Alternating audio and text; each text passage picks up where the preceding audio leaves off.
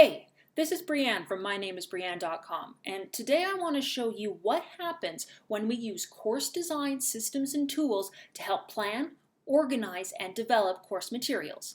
To do that, I'm going to take you behind the scenes to some of the discussions that I had with Chris Guillebeau about improving his course at Venture Capital. Now, Adventure Capital is a year-long course intended to help entrepreneurs grow their business. The revenue is driven by monthly payments. That means keeping retention rates high so that students complete and pay for all 12 months is critically important. Adventure Capital also utilizes an affiliate model, which means that positive results and referrals are going to be a key component to growth. With that in mind, any recommendations need to help reduce drop-off rates, improve student results, and of course, we always just want to help people learn better. How do you do that? How do you keep people sticking with a course and telling all their friends about it? Well, there are three main things we consider: motivation, confidence, and results. If someone's motivated and excited about what they're learning, they're not only going to stick around to see what's next, they're more likely to implement it and apply it. Confidence in their ability to do that is key. The more you're sure of your ability to be successful, the more likely you are to try. And that leads to results. In the case of Adventure Capital, if students are seeing measurable business growth because of the course, then we've won the day. They'll not only stick around, they'll become huge advocates. So let's talk about where we start. Time and time again, research and literature has shown us that providing a welcome or orientation to a course is one of the most effective ways to increase learner confidence and get them excited about what it is they're going to learn. So let's start there. Chris had originally written a welcome letter for the course, but it was really high level and it was hidden away in a small text link. So the first thing to do then is to make the welcome more obvious. This could be by creating a nice big button as shown, or we could have the learner automatically redirected to the welcome when they first log in. In either case, when it comes to the letter itself, I took Chris's content and I made some minor tweaks to it, so that we would not only be welcoming the students, but we would set the stage for what is to come. I recommended that we show exactly how the course helps meet the goals that were promised on the sales page. This is how we can increase confidence that the course is actually going to do what the student wants to get out of it. Basically, we make promises in the sales page. This is our first opportunity to say, yes, we are going to carry through with those promises. We also use the orientation to set clear expectations that success in this course is going to be based on taking 15 minutes of actions every day. That was what Chris specified was critically important for students. And this becomes later on when we outline the resources and exercises to have this expectation already set. I also recommend that instead of just having a welcome text and then having people jump straight into the content, we take the opportunity to give them a short 3-section pre-module that will build excitement and help them learn how to get the most out of the course. So building on the adventure theme of Adventure Capital, I created the map, the compass, and the field book. Now, the course map sets the stage for the course. Now, obviously, this is a hand-drawn treasure map, and it's not exactly what you would be seeing in the course, but it clearly communicates that this is an adventure and a journey. It's far more engaging than just a menu or a text outline, and it has the benefit of encouraging active participation on the part of the learner, instead of just passively consuming info. So the content of the map is really carefully constructed. Chris identified that there were 3 main goals he had for the course. Number 1, he wanted people to be able to create better offers.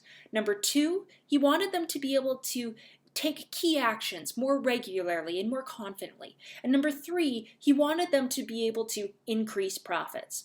Each module in the course has to relate to at least one of these goals, and we show that visually in the map by having, the woods that are the offer-making woods, the mountains, key action mountains, and the plains of profits. Again, we're going for a really thematic element. It doesn't have to be implemented in this way, it's just a suggestion. But what's important is that you align your modules to your course goals. Then, when we go into each location on the map, we can get zoomed in on what that module is all about, giving the learner tons of information about what it is that they're going to be getting out of this course. This, again, it builds excitement and it helps keep us as course designers accountable. By outlining clear objectives for each module, we do three things. One, we make a promise to the learner about what they're going to be able to accomplish as the result of the module.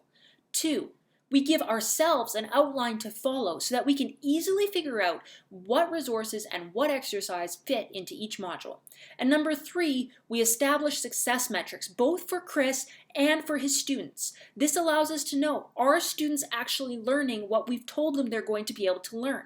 If you want to create increased student satisfaction in your course, one of the absolute best ways to do that is to have students able to look back and self-assess and say, yes, I can do everything that you promised me I was going to be able to do. Now, of course, when we look at the map as a whole again, we can see that every module relates to and builds on the others. So the sequencing is something that we show off as well. This helps give the sense of coherence to the course. If a learner can see a path between where they are and where they're going to be more likely to stick around. Remember, confidence, motivation, and results. If someone is really interested in Module 5 and they see that Modules 2, 3, and 4 all lead to number 5, they're going to be more likely to stick around to actually get to where they want to go. So at this point, we need to stop throwing content at people. This is a huge mistake that so many course creators make, is they just throw content at people over and over and over. We want to instead take the chance here to let people get personally invested. Otherwise, all the excitement we've been building is going to turn to boredom. And so to do that, I introduced a really quick exercise with two main benefits. Number one, the exercise is that we want people to star the modules that they are looking forward to the most, the ones that they think are going to help grow their business. Now, this helps the learner determine their own goals and see how the course is going to help them achieve these goals. Research tells us that just by doing this simple step, learning transfer increases 60% from 20% to 80%. Second, this is a really creative way to slip in a feedback mechanism without hitting people over the head with it. So Chris can get detailed information about what people are really keen to learn about, and that helps him determine his sales messaging and gives him ideas for future product development. Now, one of the biggest challenges in any online course is getting people to take action. Chris had already identified this before we started talking, and throughout his course he kept telling people this will only work if you do it. The challenge was that the original course materials were very content driven. You could read through a module in about 15 minutes and then were left to figure out how to apply the lessons from the module for the rest of the month all on your own. This can lead people to feeling lost. They don't know what exactly they're supposed to be doing with their time. And in some cases, it can make you feel like you're not getting value for money. It feels like it's more like an expensive ebook than an actual course. That is a disconnect between perceived value and actual value, and it leads to refunds and dropouts. So to tackle all of these challenges, I recommended that we go one step further. Instead of just telling people to take action, we give them the tools to do so. In this case, that meant helping people to pace themselves with the material. Course materials like readings or content or activities would be restructured into 15 to 30-minute chunks. Remember, that's what we told people they needed to set aside every day to work on their business. It also makes it easily digestible and really able to take action right then and there.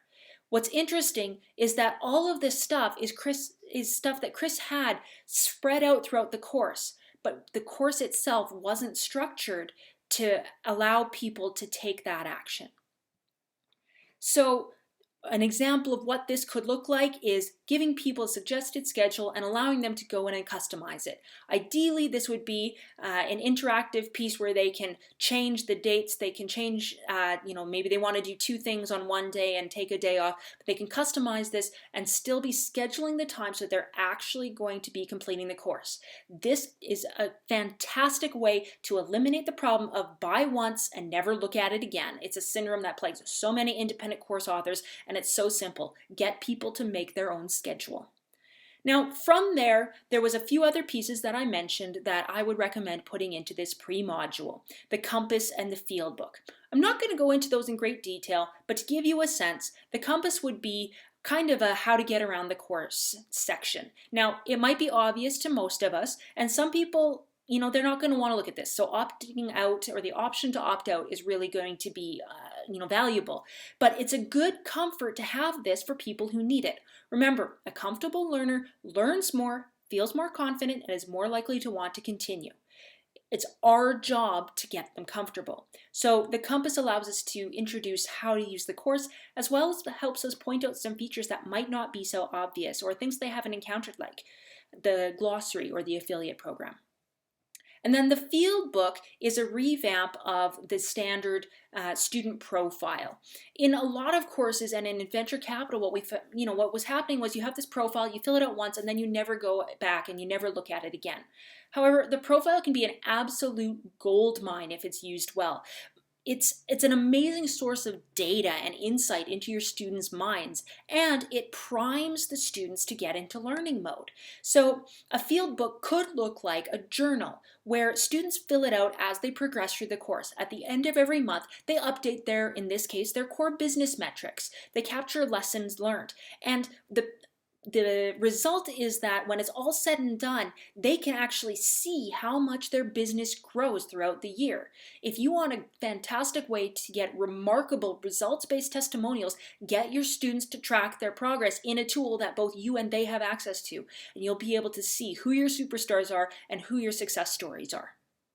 So that's the pre-module in a nutshell. Now let's jump over to the other piece that I really dug into, and that's a module. We want to see how all of this is going to tie into a revamp of the course material itself. So when Chris and I first started talking about working on Adventure Capital, the first thing that we had to do was clarify what exactly he wanted people to get out of the course. Not just in terms of what they're going to learn and what knowledge they're going to acquire, but what are they actually going to be able to do? And that's why the foundation of every module is a goal and a promise. This is what you're going to be able to do when you finish the module. When a student looks back and says, this is what was promised, and they can say, yes, I can do everything that Chris promised I could do, this is a huge booster of student satisfaction. And that's what keeps people engaged, enrolled, and excited.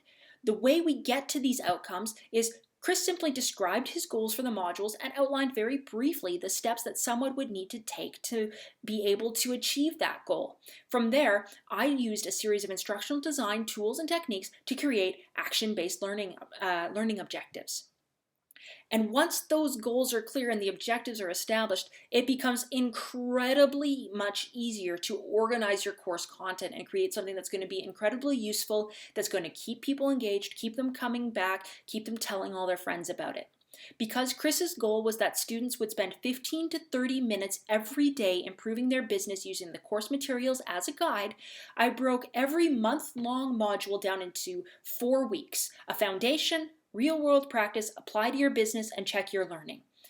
Every one of those sections was broken down into short 15 to 30-minute tasks. The tasks were varied: activities, readings, optional references, videos, assignments, opportunities for reflection, and they were staggered in such a way that when you were first learning a concept, it was really basic. It helped you feel comfortable and like you knew what you were doing. It was foundational. Then you would move into real-world practice. You wouldn't have to apply things on your own business yet because, if you're trying to pay the bills through your mortgage, or through your business, you don't want to take a risk that you're going to make a mistake. So we give people a chance to practice on something that's not going to have negative results if they fail. And then in the third week, we get them to apply it to their own business and take the actual business growth steps. The fourth week is reflection and figuring out, what did I learn, how do I apply it, and where am I going from here? Everything from start to finish was carefully and clearly aligned to support course goals. Remember, clear goals means happy learners, and happy learners means higher revenues. So there you have it, a quick behind-the-scenes look at how we go about reworking a course's internal structure to help its creator meet their business goals. In the case of Adventure Capital, I specifically tackled the challenge of increasing student confidence, motivation, and results. By focusing on these 3 areas, I was able to pinpoint specific recommendations for improvements that would drive Chris's business forward, increasing retention rates, revenue generation, and of course, student results. Now, if you liked this video and you want more information on how you can teach better and sell more, check out my website at mynamesbrienne.com.